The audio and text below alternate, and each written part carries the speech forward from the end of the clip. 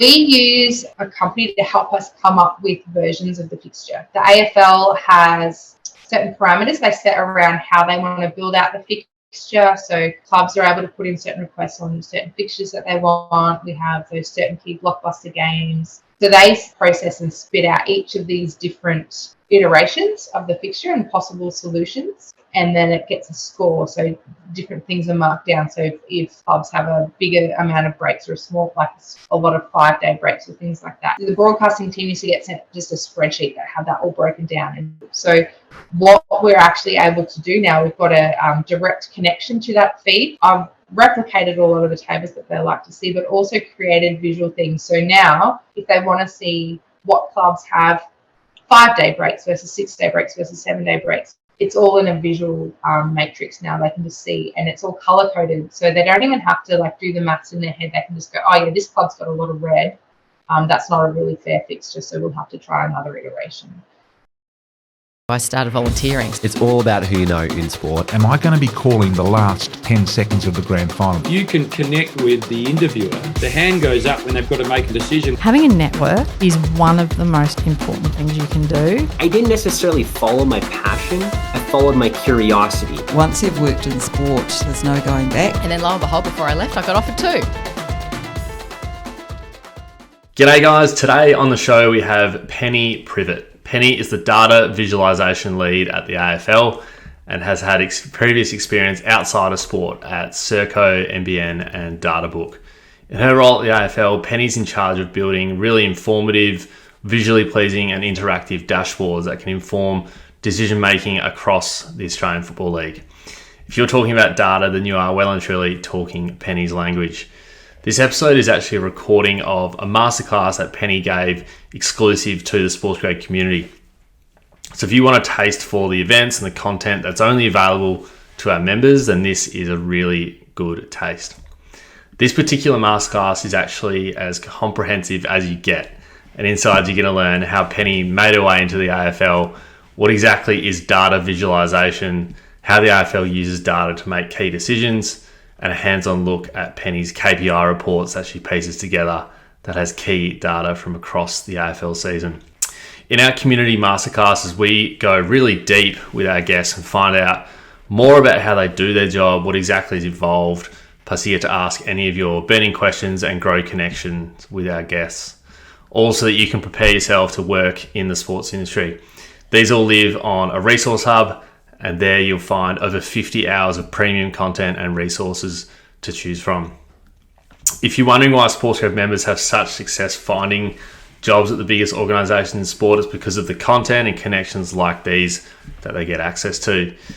If you like what you're hearing and want to join over 650 members inside the SportsGrad community, you can join our waitlist for our next drop of members by heading to our website at sportsgrad.com.au/community. If you're an industry professional and want to hear more from elite operators in sport and what makes them great, we've just launched our SportsGrad Pro blog as well, which you can sign up for in the show notes. That gets put into your inbox every week with someone new from the sports industry. In the meantime, grab a pen and enjoy this exclusive masterclass episode with Penny Privett. With a new course, Deakin Business School is preparing graduates to capitalise on the golden opportunities in sports management. It's time to take charge of your career with the Executive Masters of Sports Management, a one-of-a-kind qualification which is designed as a more advanced version of Deakin's popular Master of Business in Sports Management, which is the #1 ranked program of its kind in Australia. Delivered online via Deakin's Cloud Campus, the EMSB provides students with a focus on specific business knowledge, including areas of strategy, sports governance, leadership, and fan engagement. Capitalise on the golden decade with a degree that will give you the skills you need.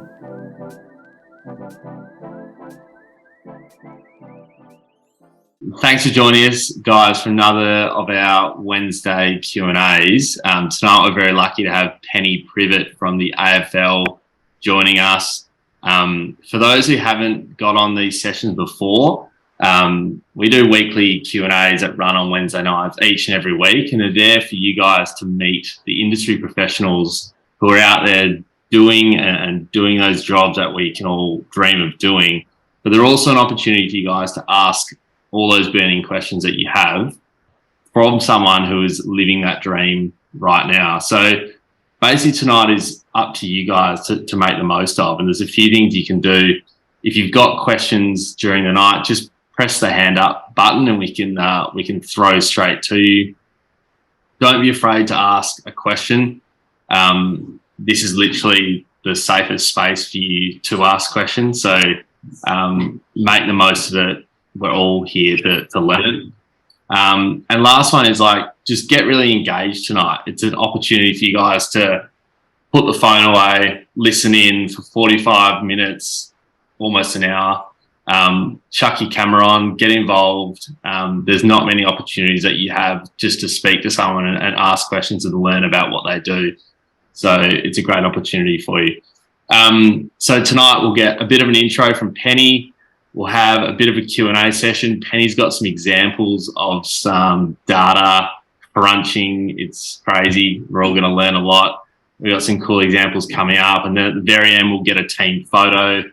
Love to get team photos of what we do here at SportsGrad so we can share that amongst the community. So I'll throw to Penny. Penny has had a range of experience at companies like Databook, Serco.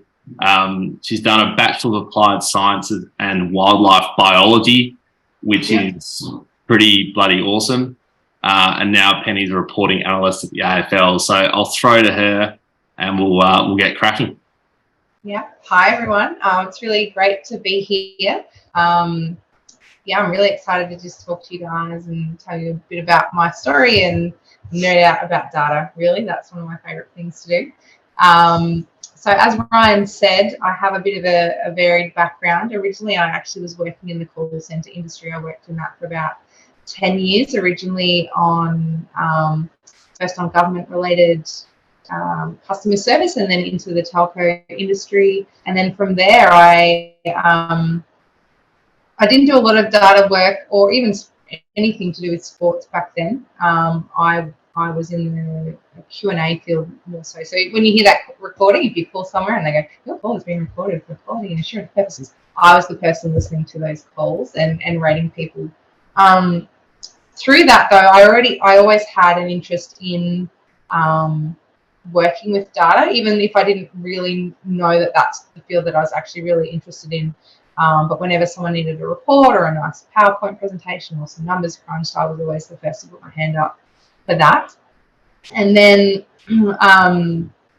I moved into the training space in the call centre, so helping bring new staff on board and training them up and getting them ready to go. And the last place I worked was actually at NBN, National Broadband Network. And you've probably all heard of that, seen what's happening in the news. And we did this massive ramp up to help with the rollout. And then once that was completed, there was the downward spike and a whole bunch of us got made redundant. And so I used that opportunity to move to Melbourne in the hopes of getting another job with NBN, and I didn't. And so I had a resume that was very training focused, but wanting to sort of branch out.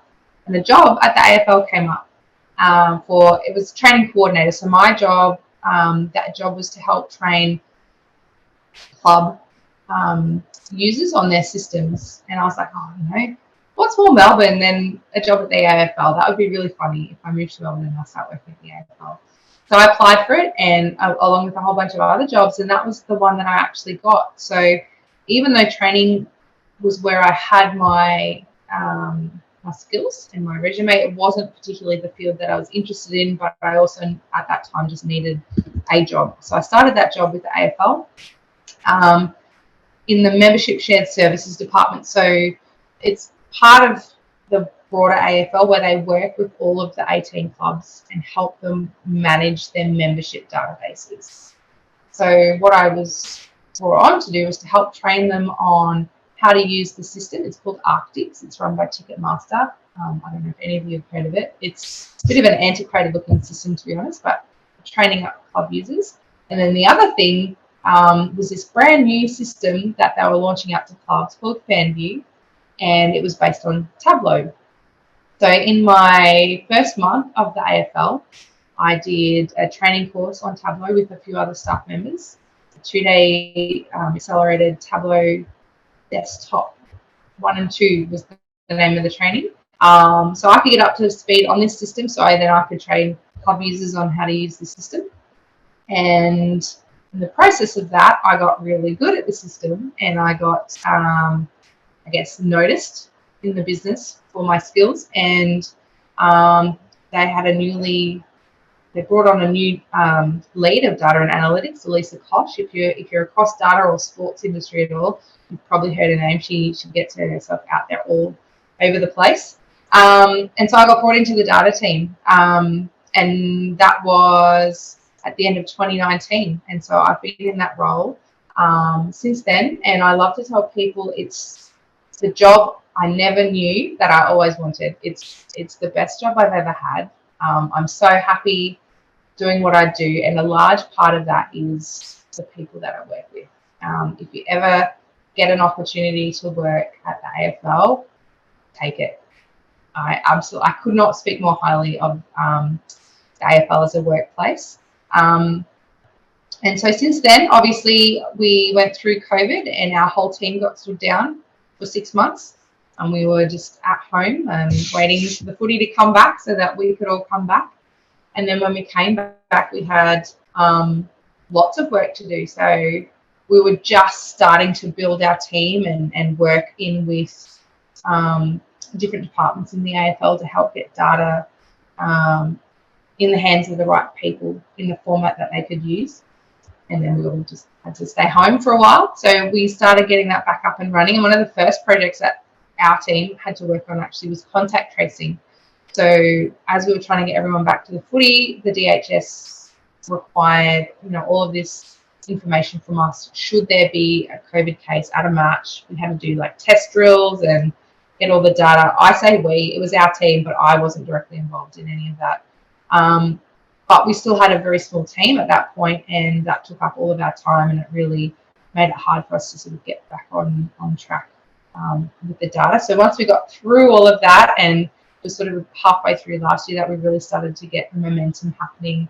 And we went from, I'm going to say like a team of 5 or 6 to now a team of 9. And in the new year, we're going to be growing into an even bigger team in the data space. And we are the leaders of the industry for data and analytics. So for the AFL, we work with all 18 clubs. So part of my role now is, my title is not very helpful. It's reporting analyst. I'm told I'm getting a new title in the new year, which I'm really excited for. Don't know what it's going to be, but apparently it's going to be a bit more descriptive of what I do. So what I do now, what my job is there's 2 parts to it. So we use a system called Tableau, which is a data visualization tool, which I'll go into a bit more detail.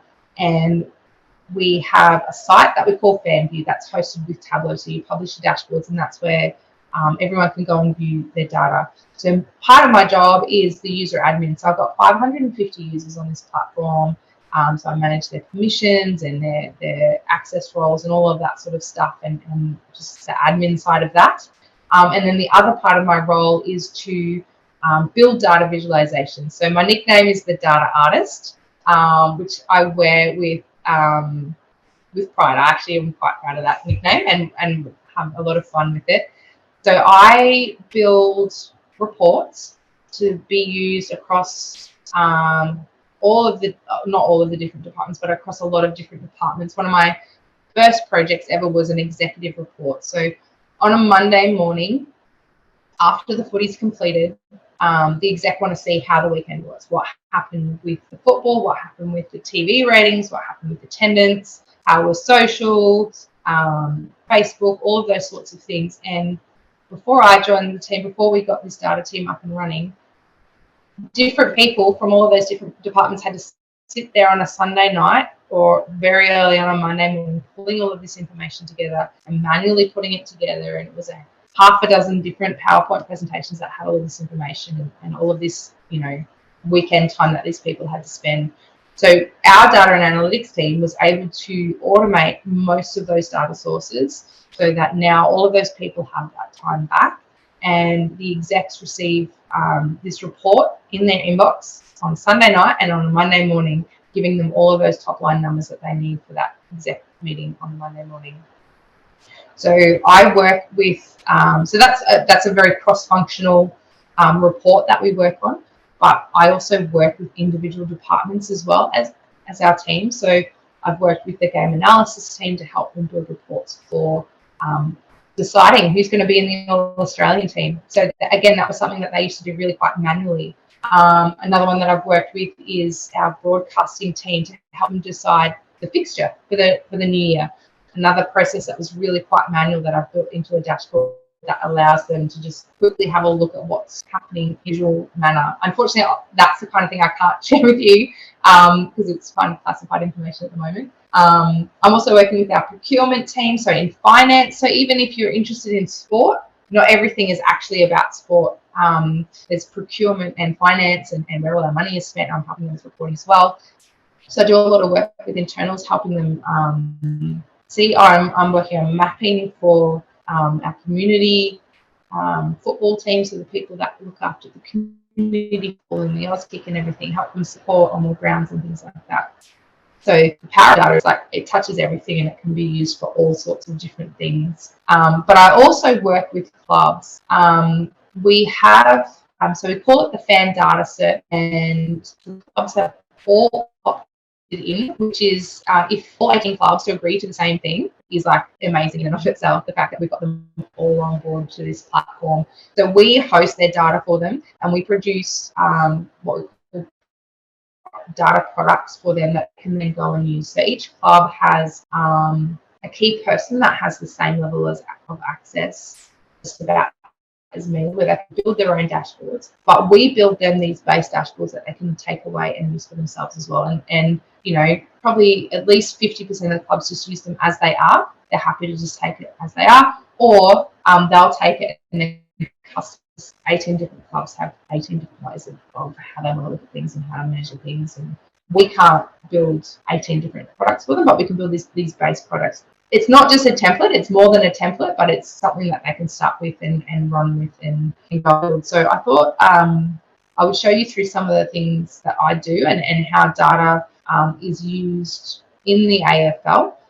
But I guess I'll pause and just, I know I've been speaking for a bit now. Does anyone have any questions before I start showing you some of my demonstration stuff?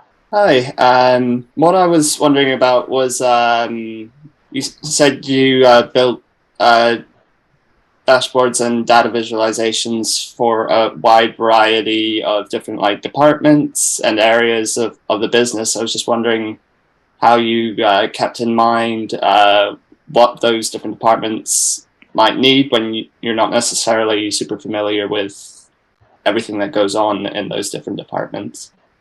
Yeah, that's a really good question. So procurement and finance is a really good example of that because I had no exposure to that kind of stuff before. I had no idea what a cost center was versus an account code versus any of that. And it has been a bit of a learning process for me as well. So I think I mentioned I've been in this role for 3 years. And when I started, it was me just playing around, seeing what I could do, what I could make that look really pretty, moving on to people coming to me saying, build me this. And I'll be like, okay, I'll build you that. And now moving into, it all starts with a question. So going to those teams and saying, what questions do you want to answer with this data? Not necessarily building exactly just what they ask for, because sometimes what they ask for is not what they actually want, or what they think they want is actually not what they need. So, you know, what questions are you trying to answer with this data? And then with procurement, I was able to work quite closely with the procurement coordinator to answer all of my questions because I wasn't familiar with the data. So, okay, so you want this question answered. How do I get that out of this data for you? And actually working quite closely with someone who was familiar with it, I guess the subject matter expert, who helped me then translate what I was looking at. And then I would build it and then I would take it back to them and very consultative process as well. I wasn't working in isolation and I'm still working with them now. And the beauty of these dashboards is they're very iterative. Like the exec report that I do every season it changes, and I get about 3 lots of changes throughout the season of things people wouldn't see. So it's always keeping those communication open. I guess that's the simplest way to answer that question. Sarah, you had a question? Yeah, you said that you're working on building, on the 2023 fixture. So does that mean that you're using data from this year to build out next year's fixture, or what sort of work goes into that? So we use a company to help us come up with versions of the fixture. So the AFL has certain parameters they set around how they want to build out the fixture. So, how many days break each team gets between each match. Clubs are able to put in certain requests on certain fixtures that they want. We have those certain key blockbuster games and marquee games that happen at certain times. So this company has a computer program that runs all of those options, because it's something like 198 games, if I'm getting the number right off the top of my head.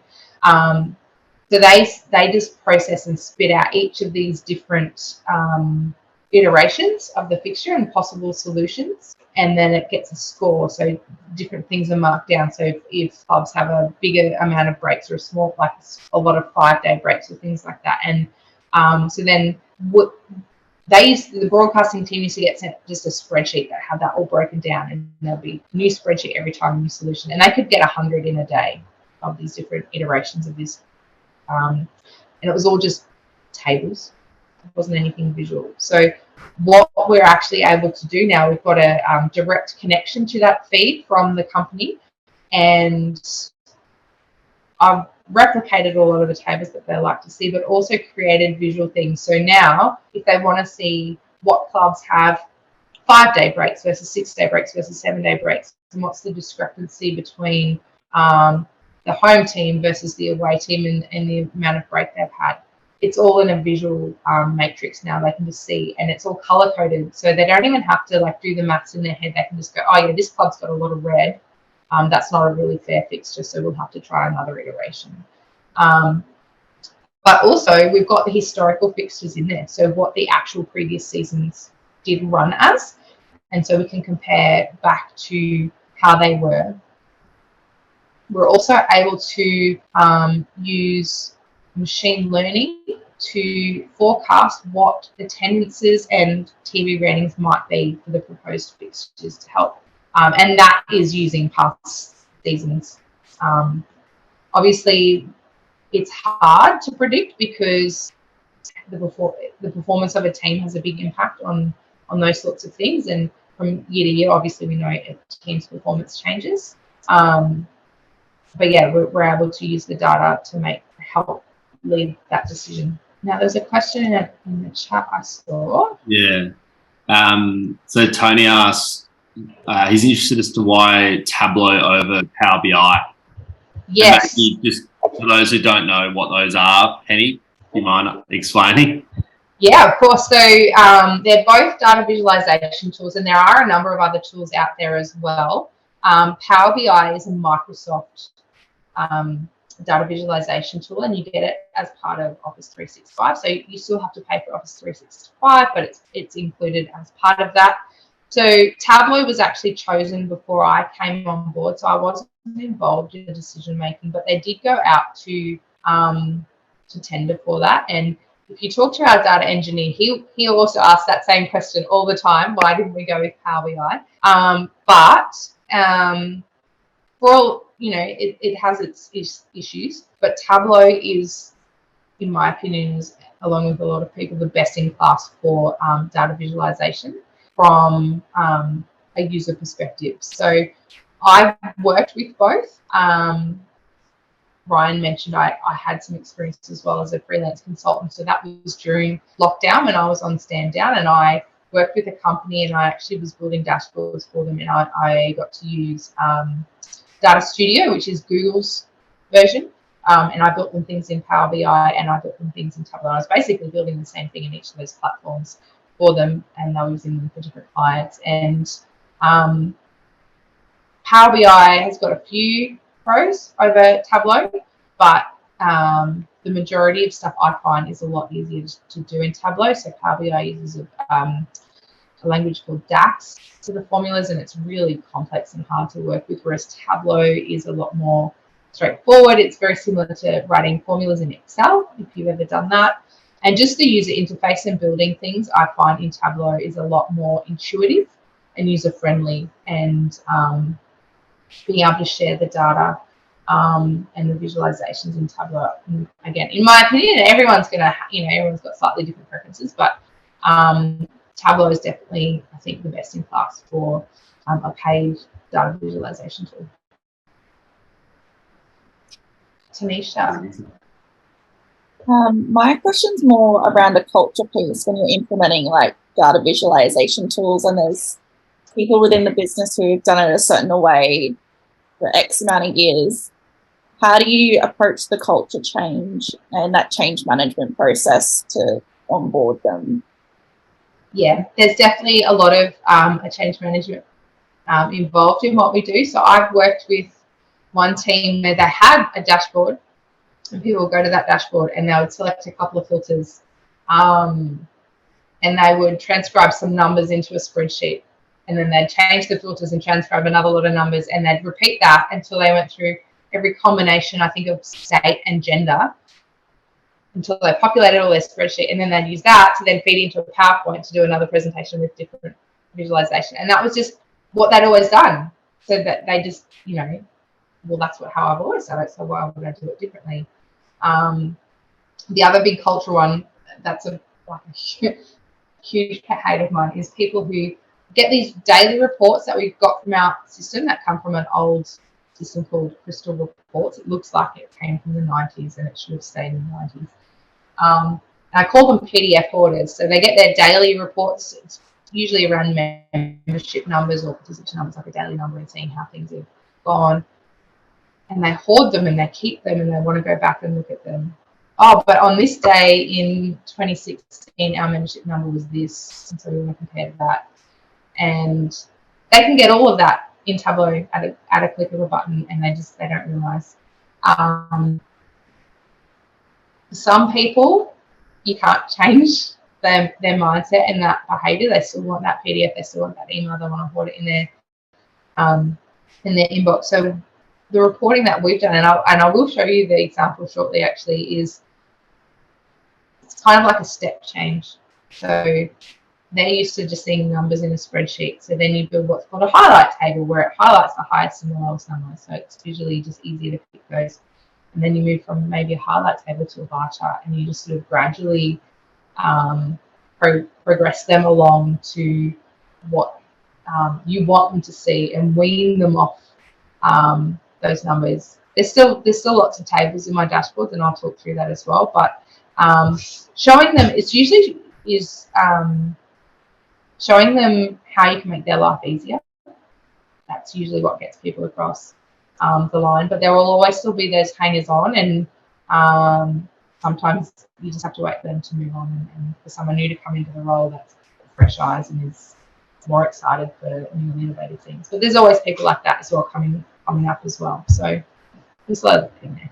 Does anyone have any other questions? Oh, Brian? Nah, I think that's good for questions. So if you wanted to share your screen, you can go from there. Yeah. Awesome. So I'm gonna the first thing I'm going to show you is a heavily redacted version of it says host disabled screen sharing. Yes, it's a heavily redacted version of my KPI report. So you're not going to be able to see many of the numbers, unfortunately, because it is all internal information. But I will. I want to show you still what it looks like, and hopefully you will get the idea. So just let me know if you can see what I'm sharing. Can't see your faces. So you'll just have to say, can someone say yes, you can see what I'm sharing? That's all good. You can say that. Yeah, sweet. Awesome. All right. So this is, as I said, a heavily redacted version of our KPI report. So the idea with this report is that it's a one-stop shop for the exec on a Monday morning after the round has happened to see where everything is at. It's not particularly visual. It's still lots of numbers. So you can see all these grey blobs are like the top line numbers, and these green and red blobs are percentage change compared to whatever is mentioned underneath. So sorry, it's all just lots of blobs, but hopefully you get the idea. So as I mentioned earlier, this used to be a report that was very broken up, done by, the viewership was done by one team and attendance was done by another team, and the social and digital was done by another team, and it was all sort of hodgepodge together, and people were scrambling away on a Sunday night to get this all together. So now this is not 100% automated, but almost 100% automated, and now it just all the data feeds through automatically. The subscription, so in Tableau you can send a subscription. People do get this via email, so that's one of those change management things. As much as people could access this online or on their phone, execs still want to get that email, and they get all of these numbers in their inbox on that Monday morning before their exec meeting, so they can go in and have a chat about the round that was. So in an effort to add a little bit of visualization, I put this little bar chart down the bottom for the round match by match breakdown, so they can sort of see visually. So even on this page, it demonstrates, like, you don't have to read through each of these numbers to know which which match had the highest attendance in that round. Straight away your eye is drawn to that bar chart. So this is a thing called pre-attentive attributes. So our eyes are naturally drawn to certain things. So the length of a bar or the size of something, we're automatically able to recognize that more quickly than having a look through all of those numbers and trying to figure out which one is the highest number. The same with the color coding. So colors, the significance of colors is actually, it can vary from culture to culture, but in Australia and Western culture, red and green have pretty, defined attributes. So even without seeing the numbers that are there, you can probably get a bit of a picture what the red means and what the green means without even being able to see what's under there. And that, again, is a pre-attentive attribute. So that's where I love to come in and use those factors to help bring that data visualization in and help people get to what they're wanting to learn and find out from this information more quickly. So that's a less exciting demonstration for you. So what I've also got is some of my so this is actually my work laptop, so I've still got a whole bunch of stuff open from earlier today. So you can see I do a lot in Tableau. I've got a whole bunch of things open, but these are my demos. So these are based on real dashboards that I've built for clubs, but what I've done is just taken a random sample from our data. So the numbers that you see on here are completely made up, essentially. They don't represent any club in particular. It's just a combination of all clubs, and I've just taken a random sample of 20,000 records out of our database. So I just want to put that out there. But this is a dashboard. So this is one of the reports that was originally based out of Crystal Report. So our base system, Arctics, is where each club has their own version where they enter. It's like a CRM, essentially. So someone signs up to become a member, they have a record created in this system. And especially at this time of year, so I got asked earlier if things have died down now that the football seasons have completely wrapped up, and the short answer is no. We're still busy as anything, our team, and one of those reasons is clubs have just kicked into membership season now. So if you are a member of a club, you might have already received communication from that club about renewing your membership for this year, or maybe you've got a payment plan and you just automatically rolled over to start the new year. So this is what they call renewal season, where they're focusing on those previous members. So they're really keen to see those numbers and how everything's tracking so far this year, and if they're meeting their targets. They'll usually have, pre-Christmas targets and pre-season targets and things like that. So it doesn't stop around here. So previously, clubs would receive this information in a really boring and outdated report. It was all tables, it was all tiny font, and I really wanted to make something a bit more visual for them. So this has been designed knowing that a lot of these people are still in that habit of receiving something as a PDF in their mailbox every day, something that they can look at every day. So talking about that change management and that step change. So knowing that they still want it to be a PDF. So even though Tableau has a lot of interactive capabilities, I didn't make use of those for this dashboard. There's some in here, but I designed it so that someone can have a look at a static PDF version of this and still get all of the information that they need. So instead of having a table that says, this time last year, right now we have 86,183 members. As I said, that's just an aggregate kind of random made up number. How are we doing compared to last year? So yes, we could have a number on a page, but then you've got to read that second number, and then you've got to do some mental maths to go, okay, is this number bigger? And that might only take a fraction of a second, but more simply than that, you can look at this line chart here, and straight away you can see we're ahead compared to this time last year. You can see that it's a date axis, so you know that it's over time. And you can see straight away that this number, this point, is higher than this point. Now you can see that I do have these tooltips here, so you can interact with this dashboard, but this is sort of supplemental additional information that the user can get if they want to, but they can still, but they don't need it to be able to consume this report. Another thing that people really like to see is how we compare to last year for different membership types. So this visualization, even though it's a different type, it's a bar chart, it's still giving us the same kind of comparison as the line chart, but it just works a bit better because we're using, if we had 3 different lines and we had 2 lots of green, 2 lots of purple, 2 lots of grey on the one bar chart, it would be really, on the one line chart, that would be really hard to read and understand. So part of my work as a data visualization specialist, I suppose, is finding the right option to visualize what someone wants to see. So this one instead, this is called a bar in bar chart. And again, visually, you can very quickly see that each of these 3 categories actually are up on last year. And we've got the percentages listed down here, but you don't even need to look at those. You don't even need to see those arrows to know, based on these bars, that we're ahead in each of those categories. Another one, so this down here is also showing the breakdown of those people that have purchased memberships. Are they new members? Are they people who have renewed? And then this portion here is those who have not yet renewed. So ideally, as the year progresses, that grey section is going to get smaller and smaller, and the blue and green section is going to get bigger and bigger.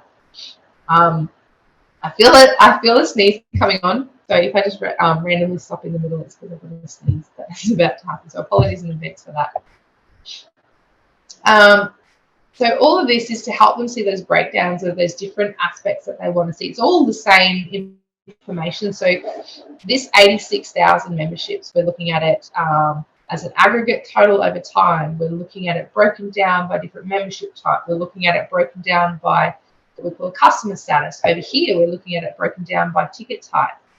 And for these, I've used a pie chart. But it's all still the same numbers and the same information, just put in a way that someone can just quickly have a look and get that information that they need. I will talk about pie charts. I think they get a bit of a bad rap in the data world. If they're used correctly, they can be the perfect visualization for what you need to show. So I think if you've got 4 or less, I mean, that's a bit of an arbitrary number, but generally 4 or less dimensions, so 4 or less things that you want to fit on that pie chart, that can work really well to show. And if you're not needing specifically to see that breakdown. So again, over in here, I've got those percentages underneath, but we can see that the adult ticket type makes up 2/3. You don't even need to look at that percentage to know that that's about 2/3 of those tickets. The same here. It was more about showing of our top 3 products by the number of products that we sell. They actually make up, again, about 2/3 of all of the product types that are sold. So it's just, again, choosing the right type of visualization for what you're trying to represent, and can someone look at that and just get that information they need in that split second? We've got a question from Billy. Go for it, mate. Mm-hmm. Hi. All this data and analytic stuff is pretty new to me. So I was just wondering, is this information like generally publicly available, or do you get sent this information from the teams and then make the graphs based on the data? So this particular data is not publicly available. This is our internal data. So the majority of what we work with is internal data. And that would be the same for most businesses across most industries. A lot of the data that they would be working with would not be publicly available information. And you've probably heard about the Optus and the Medibank data breach. I was involved in, not the instigator, but my own data was involved in both of those breaches actually. So there are lots of rules and regulations around managing the data that we acquire and keeping it safe and protecting people's privacy. And we have a whole part of our team that's dedicated to the data governance and privacy and complying with those laws and regulations around that. So there's lots of different ways that internally we can get access to that data. So we can connect in. So we use a platform called, I don't want to get too technical, but we use a platform called Snowflake, which is a data warehouse. So basically it's designed to store data. We have a team of 3 data engineers that look after that side of things. I don't do a lot of that kind of work, but the data goes into there, and then people work on it and make it a usable format for me, and then I come along and build these dashboards. So that's one place that it can come from. Website and app traffic comes through Google Analytics. Attendance and some of our match day data we get through Champion data, through a data feed from them. TV ratings we get from OzTam. So a lot of our data is not actually publicly available information. We get it all from our different internal sources. And we've got one from Shimona as well. Yep. Yeah, thanks, Penny. So mine, just in terms of visualization and things like that, is that something that sort of came naturally to you, or is it more about, did you have to sort of tweak around with things to see what sort of looked the best and would sort of portray your message in the best possible way, and then you were satisfied with that? It did come a bit naturally to me. So this job is like the perfect crossover of nerdy numbers and data and work stuff and my creative side. So I'm actually, you can probably tell from my background, I'm kind of a creative person, and you know, my hobbies involve a lot of crafts, and I like creating visually pleasing things, even, you know, in my hobbies and for fun. So it is a bit of a natural thing for me, but it is definitely something that people can learn too. I think you need to have a bit of an eye for it, but it's definitely something you can learn. There's so much information out there around visual best practice. Like you can even get, I just happen to have 10 like books. I'm not endorsing or not endorsing, but books that go through like how to build, which shows my camera, there we go, how to build different charts and things like that. There's like data viz groupies and people that we admire, just like in sports, and we have our favorite sports stars. I have my favorite data visualization people, and a lot of them have blogs, and you can do webinars, and there's so much content and training out there around data. There's a whole thing, information is beautiful, and it's just like really pretty data visualizations, and just there's so many different ways you can learn how to do it, but also I think certain people have an eye for that as well. Seeing what's, simple and visually pleasing and gets that information across as well. So some of it can be learned, but I think there is a bit of a natural talent to it as well. Penny, if someone here hasn't had a lot of experience in this stuff and obviously wants to get better, I think we can always get better at making data look a lot better. What are like some super simple things that they could probably do without going to do a course or something like that, but what's something they can do to learn it and get a little bit better at it? Yeah, definitely. So there's so much information available on the internet for free. There's YouTube channels dedicated to either specific tools like Tableau or Power BI or anything, and there's blogs galore. So information is beautiful is one that I would highly recommend, and their visualization tool agnostic. So the guy who founded it, David McCandless, was actually a journalist and with experience graphic design. So he came from that side, and there are people who build these most beautiful visualizations using like Photoshop and Illustrator and graphic design tools, not data tools as well. So if you're just wanting to up your game in PowerPoint, like even using something like PowerPoint where you're building a little chart, or Excel, Googling something like data visualization best practice, even something as simple as that, and you're going to start to get your tools. Google is, I think some people underestimate how useful Google is. I reckon 50% of my job is Googling in Tableau. How do I, like, that's how I've learned half of what I do, is just by Googling it. Go, oh, I want to do this. How do I do it? And just Googling it, because there's just unlimited resources out there. I think that's another one of the bonuses of Tableau, maybe over some of the other platforms, is that at work we joke about it being a cult, that Tableau is a bit of a cult and they want you to join their cult. But with that, there is this great community out there, and there's like literally a Tableau community forum, and there's probably hundreds of people that have their own blogs. So if you ever want to figure out how to do something, you can just type it into Google, and there's someone's probably already done it, and they give you a guide on how to do it. Nice. Tanisha, you have another question?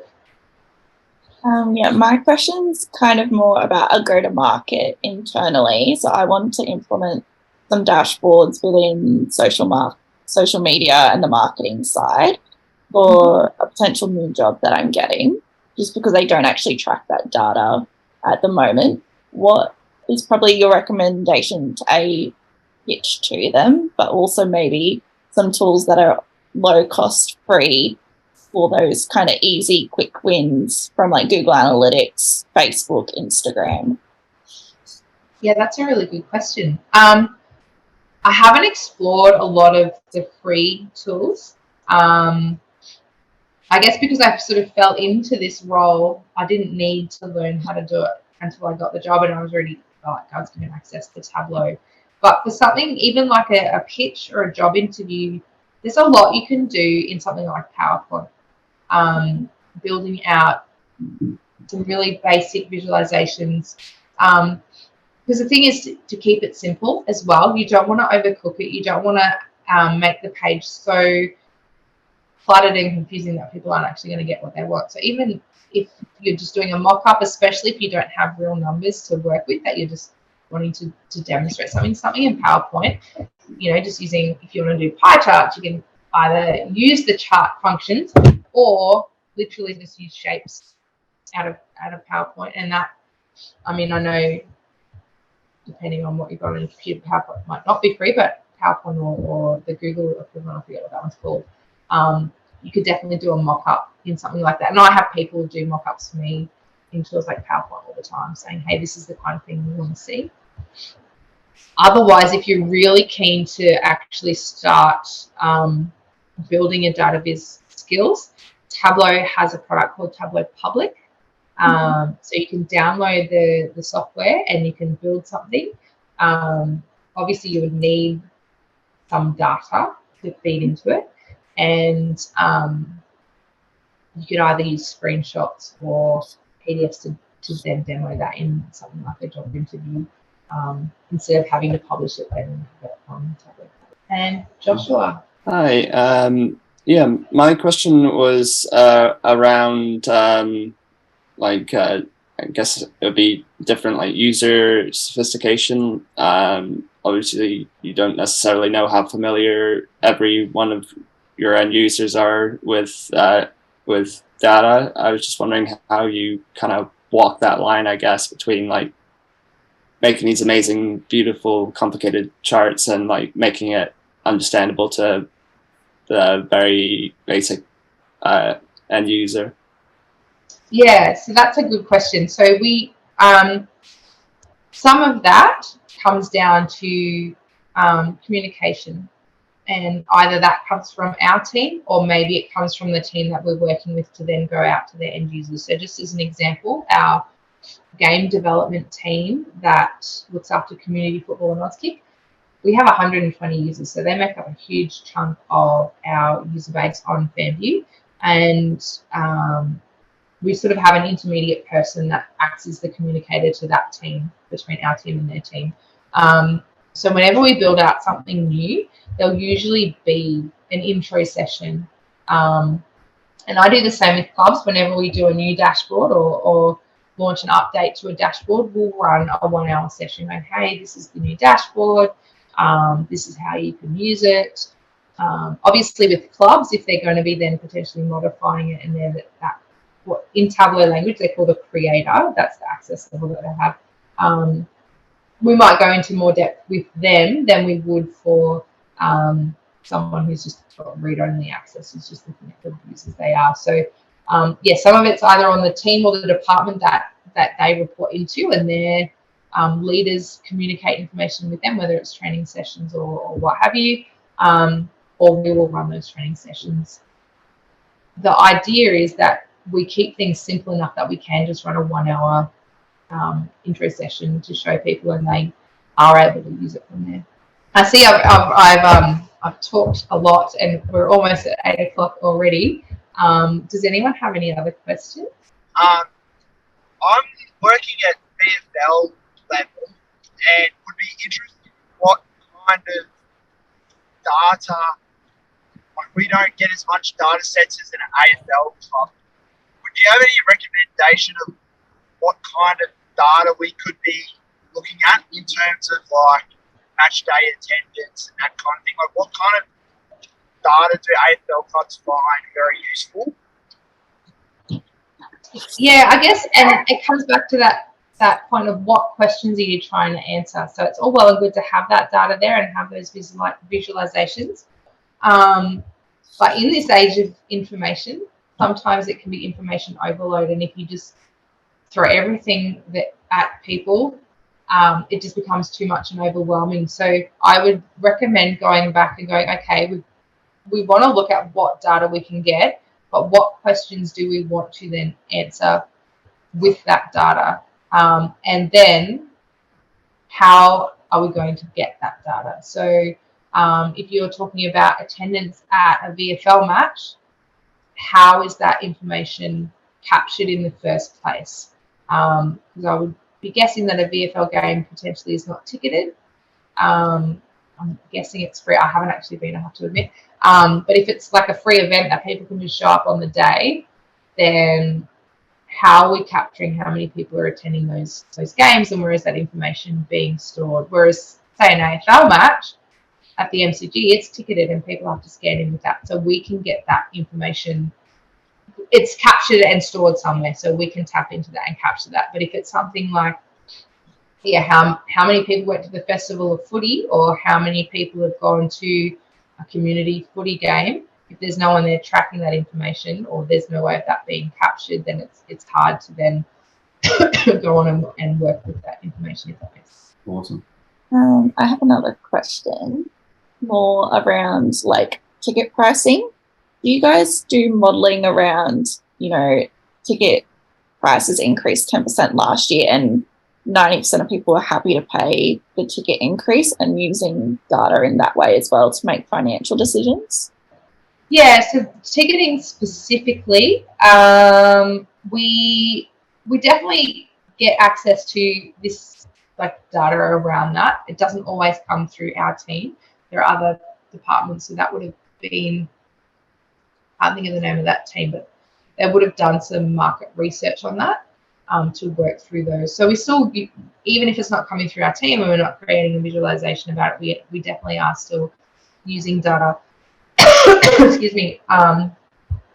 So earlier in the year, as we came out of COVID and people were starting to get back to the footy, they weren't all necessarily coming to the football. So we did surveys to find out, why aren't you coming back to the footy? What's going on? Is it COVID? Is it something else?